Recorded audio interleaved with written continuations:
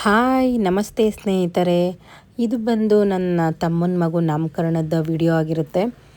ಸ್ವಲ್ಪ ಲೇಟಾಗಿ ನಾನು ಅಪ್ಲೋಡ್ ಮಾಡ್ತಿದ್ದೀನಿ. ಸಿಕ್ಕಾಪಟ್ಟೆ ಜನ ಫಸ್ಟು ನಾನು ನನ್ನ ಸ್ಯಾರಿ ಬಗ್ಗೆ ಡೀಟೇಲ್ ಹೇಳ್ಬಿಡ್ತೀನಿ. ಸಿಕ್ಕಾಪಟ್ಟೆ ಜನ ಈ ಸ್ಯಾರಿ ಎಲ್ಲಿ ತೊಗೊಂಡ್ರಿ, ಲಿಂಕ್ ಕಳಿಸಿ ಅಂತೇಳಿದ್ರಿ. ಆ್ಯಕ್ಚುಲಿ ಇದು ಮೈಸೂರು ಸಿಲ್ಕ್ ಸ್ಯಾರಿ. ಇದು ಬಂದು ನಾನು ಸುಮಾರು 4-5 ತಿಂಗಳಾಗಿತ್ತು ಈ ಸ್ಯಾರಿ ತೊಗೊಂಡು.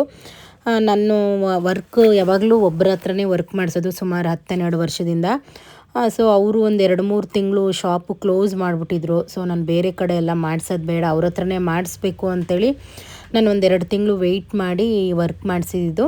ಅಂದರೆ ನಾನು 2-3 ಕಡೆ ಪ್ಲ್ಯಾನ್ ಮಾಡ್ಕೊಂಡಿದ್ದೆ. ಮಂತ್ರಾಲಯಗೆ ಹಾಕ್ಕೊಂಡೋಗ್ಬೇಕು, ತಿರುಪತಿಗೆ ಹಾಕ್ಕೊಂಡೋಗ್ಬೇಕು, ಇಲ್ಲಾಂದರೆ ನನ್ನ ಬರ್ಡೇಗೆ ಹಾಕ್ಕೋಬೇಕು ಅಂತೇಳಿ ಪ್ಲ್ಯಾನ್ ಮಾಡಿದ್ದೆ. ಎಲ್ಲೂ ಹಾಕ್ಕೊಂಡೋಗೋದಕ್ಕಾಗಲಿಲ್ಲ. ಫೈನಲಿ ನನ್ನ ತಮ್ಮನ ಮಗು ನಾಮಕರಣಕ್ಕೆ ಹಾಕ್ಕೊಂಡೋಗೋ ಥರ ಆಯಿತು. ಇದು ಬಂದು ನಾನು ಶಾಪಲ್ಲಿ ತೊಗೊಂಡಿಲ್ಲ, ಒಂದು ಅಕ್ಕ ಸೇಲ್ ಮಾಡ್ತಾರೆ ಕೆಂಗೇರಿನಲ್ಲಿ. ನನಗೆ ಈ ಕಾಂಬಿನೇಷನ್ ತುಂಬ ಇಷ್ಟ ಆಯಿತು ಅಂತ ಅವ್ರ ಹತ್ರ ತೊಗೊಂಡಿದ್ದು. ನಿಮಗೆ ಯಾರಿಗಾದರೂ ಈ ಸ್ಯಾರಿ ಬೇಕು ಅಂತಂದರೆ, ಸೇಮ್ ಕಾಂಬಿನೇಷನ್ ಬೇಕು ಅಂದರೆ ಅವ್ರ ನಂಬರು ನಾನು ಹಾಕಿರ್ತೀನಿ. ಬೇಕಾದ್ರೆ ನೀವು ಒಂದ್ಸಲಿ ಅವ್ರನ್ನ ಕಾಂಟ್ಯಾಕ್ಟ್ ಮಾಡಿ.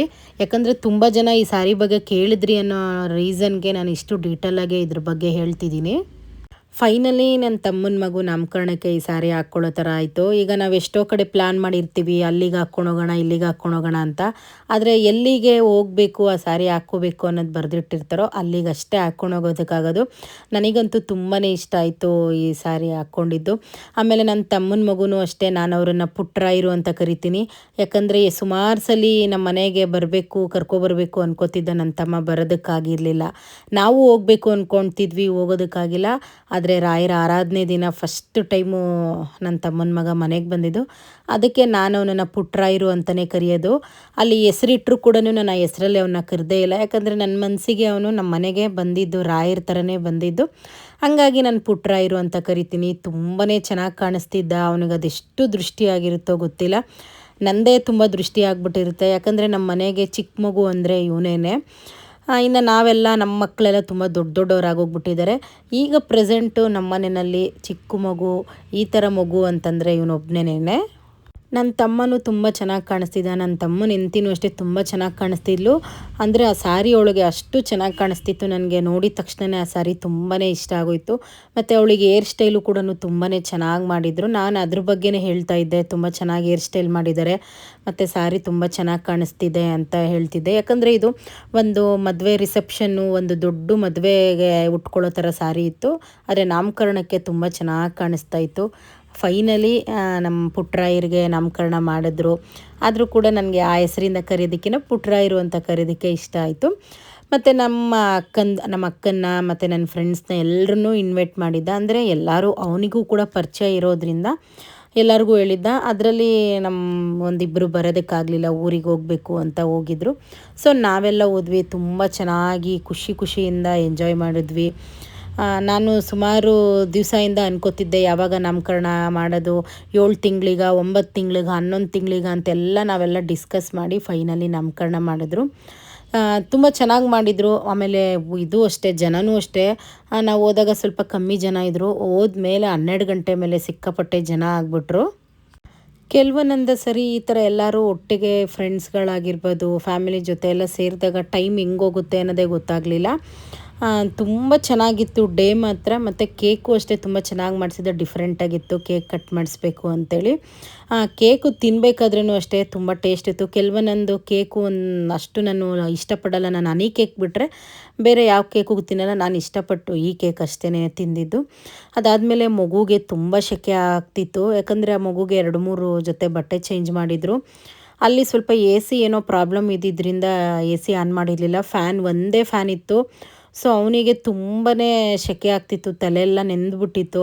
ಸ್ವಲ್ಪ ಅವನು ಅಳ್ತಾ ಇದ್ದ. ಯಾಕಪ್ಪ ಅಂತಂದರೆ ಒಂದೇ ಸಲ ಅವನು ಇಷ್ಟು ಜನನ ನೋಡ್ಬಿಟ್ಟ ಅಲ್ವಾ. ಈಗ ಮಕ್ಕಳೇ ಅದೇ ಥರ. ಯಾಕಂದರೆ ಇವ್ರ ಮನೆಯಲ್ಲಿ ಒಂದು 5-6 ಜನ ಇದ್ದಾರೆ ಅಷ್ಟೇನೆ. ಆ 5-6 ಜನನ ನೋಡಿ ಅವ್ನಿಗೆ ಅಭ್ಯಾಸ ಇರುತ್ತೆ. ಒಂದೇ ಸಲ ಇಷ್ಟೊಂದು ಜನ, ಸೆಕೆ, ಆ ಫಂಕ್ಷನ್ ಎಲ್ಲ ನೋಡಿ ಮಕ್ಕಳಿಗೆ ಸ್ವಲ್ಪ ಗಾಬರಿನೂ ಆಗುತ್ತೆ. ದೃಷ್ಟಿ ಆಗೋಗ್ಬಿಟ್ಟಿತ್ತು. ಅದೆಲ್ಲದಕ್ಕಿಂತ ಹೇಳ್ಬೇಕು ಅಂತಂದರೆ ಅವನಿಗೆ ತುಂಬ ದೃಷ್ಟಿ ಆಗಿಬಿಟ್ಟಿತ್ತು. ತುಂಬಾ ಚೆನ್ನಾಗಿ ಕಾಣಿಸ್ತಾ ಇದ್ದ. ಅಂದರೆ ಯಾವಾಗಲೂ ಚೆನ್ನಾಗಿ ಕಾಣೋದಕ್ಕಿಂತ ಆ ಒಂದು ಪುಟ್ಟದಾಗಿ ಒಂದು ಪಂಚೆ, ಒಂದು ಶರ್ಟೆಲ್ಲ ಹಾಕಿದ್ರಲ್ಲ, ಸಿಕ್ಕಾಪಟ್ಟೆ ಚೆನ್ನಾಗಿ ಕಾಣಿಸ್ತಾ ಇದ್ದ. ನಾವು ಅದನ್ನೇ ಅನ್ಕೋತಾ ಇದ್ವಿ, ಅವನಿಗೇನು ದೃಷ್ಟಿ ಆಗದೆ ಇದ್ದರೆ ಅಷ್ಟೇ ಸಾಕಪ್ಪ ಅಂತ ಅನ್ಕೋತಾ ಇದ್ವಿ. ಮತ್ತು ಇನ್ನೂ ಒಂದು ಏನಪ್ಪ ಅಂತಂದರೆ ನಾನು ಸ್ಟೋರಿಗೆ ನನ್ನ ತಮ್ಮನ ಜೊತೆ ಒಂದು ಫೋಟೋ ಹಾಕಿದ್ದೆ ತಮ್ಮ ಅಂತ. ನನಗೆ ಅದಕ್ಕೆ ಕೆಲವೊಂದೊಂದು ಜನ ಅದಕ್ಕೆ ನನಗೆ ಮೆಸೇಜ್ ಮಾಡಿದ್ದೀರಾ ನಿಮ್ಮ ಸ್ವಂತ ತಮ್ಮನ ಅಂತೇಳಿ.